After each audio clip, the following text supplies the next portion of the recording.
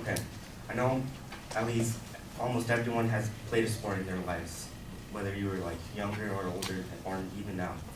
And most of these sports have some contact and not really like too harmful to the player.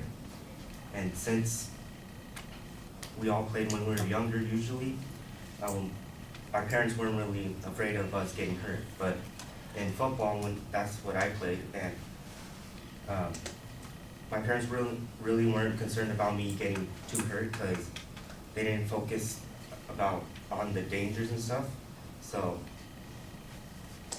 there are like many different problems that could happen in football, like small effects of injuries or long-term effects on injuries, and some may even cause death due to like head injuries or something.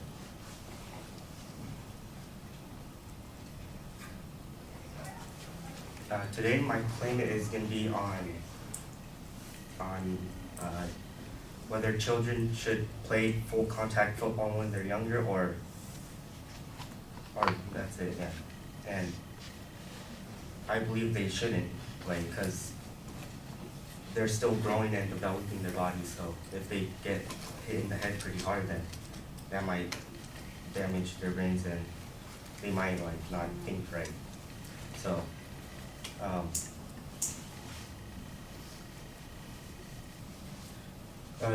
first off, there's more and more children playing tackle football, and they want to like be active more. And I suggest that, or when they get hurt, they usually only get like bumps and bruises, but some serious injuries can lead to like long-term effects, and other injuries can like go away simply, like small, like jammed fingers or something, but they could still get like crooked when they grow out.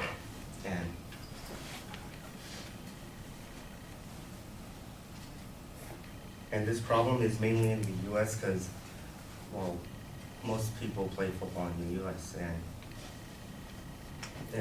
these short-term injuries can still be very serious, like when they're still growing.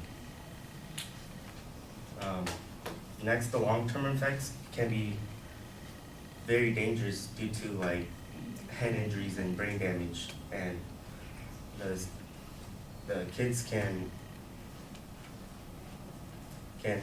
even develop concussions easily because they're always doing head-to-head contact when they're playing.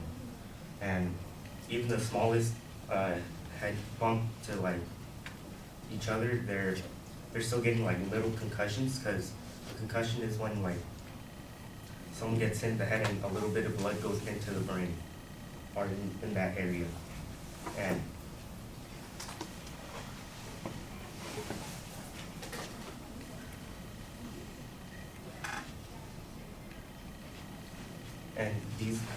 these major hits can be even worse because they could have concussions, and when they're trying to still develop their whole body, their brain is getting damaged.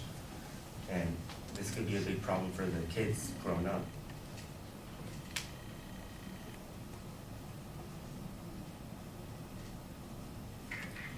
And even 9 to 12-year-olds, their average hitting their heads together like 240 to almost 500 a day, or not a day, but per week or season.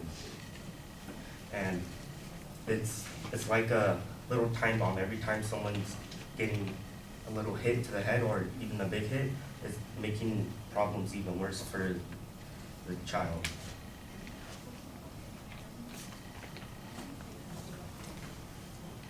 In 2002, Dr. Bennett Omalu, he was the doctor who discovered CTE, which is the long-term effect of getting a concussion or continuous concussions throughout their years.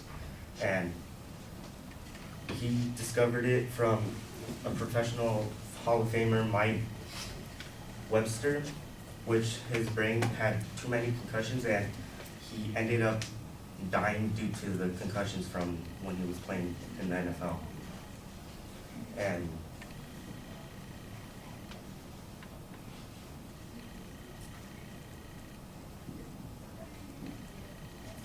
And Dr. Omalu came out with a statement saying that more underage kids, like the age of 13 and younger, still are playing full contact football. And they should do like the alternative, which is like flag football or like 7-on-7 competitions with players. And these competitions aren't as full contact, they're just flags or touch, and it could help solve this problem with all these concussions.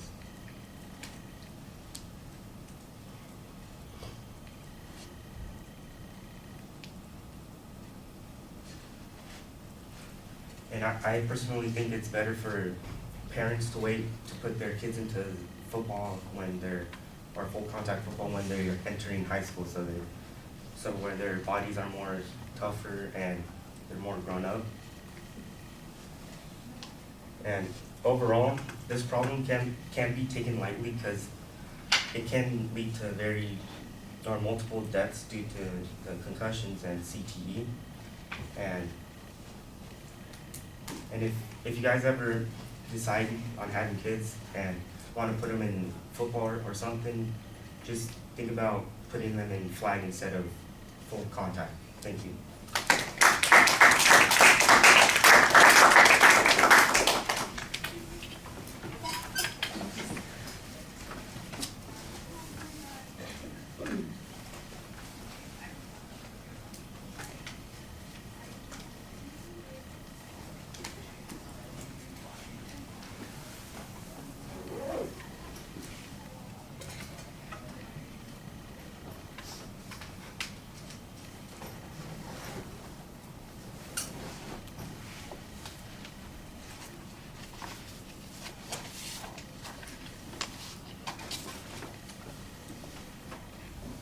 So Aaron, some thoughts?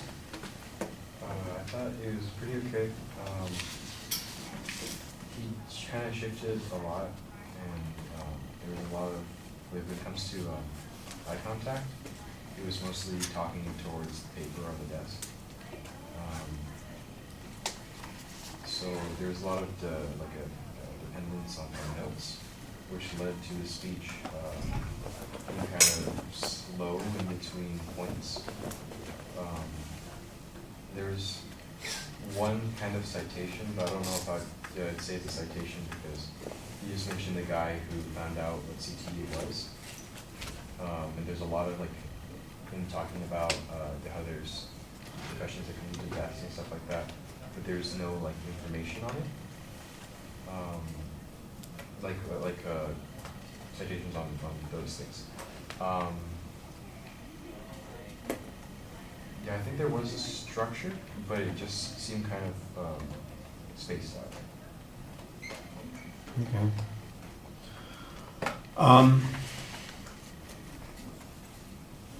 The idea that kids all play some kind of sport, that's a way to kind of unify everybody and bring us into the speech together, although it may be a broad generalization, the idea that kids participate in some kind of physical activity at the beginning, that's fine. The fear of football injuries and your parents' own attitude toward this, that's okay, but I think you need a stronger story to go along with it. It sounds like you just kind of are wandering through this randomly thinking about your own experience without necessarily applying it to the point of view that you're taking. You do, though, however, have a clear statement of what your point of view is, and I appreciated how obvious that was. There's not really a layout of what the structure of the speech is going to be, so without that preview, it feels a lot more random.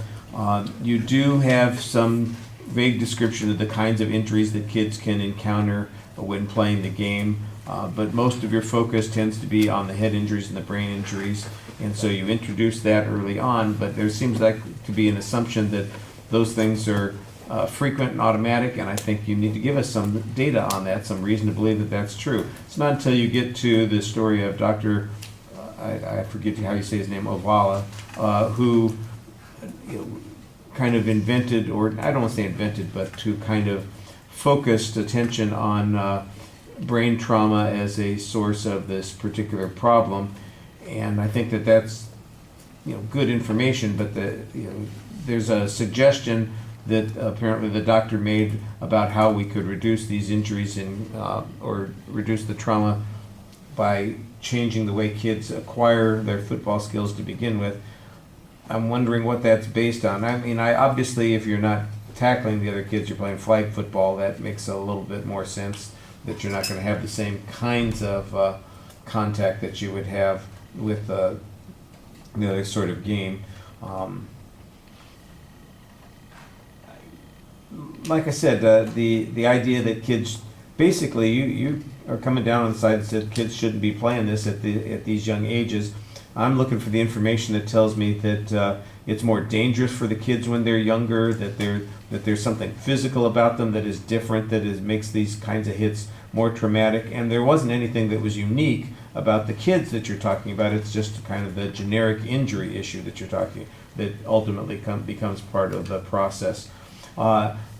It seems to me like there's also probably a time factor here, that the longer you play, the greater your chances of these kinds of issues, and that's another reason why people should delay playing. If they are going to play a sport like this, that they should delay it a little bit later. Maybe that's the way that could be developed a little bit more, but that doesn't seem to be getting the same kind of attention that I think it probably needs. Presentation issues. You get your hand in your pocket, you got nervous feet. I think that's a little bit problematic. You have to look at the notes occasionally, but none of those things were excessive. They are things that you need to work on. You could do a better job on a lot of those things. That's the low-hanging fruit. That's the easy stuff for us to fix right there. All right, thank you.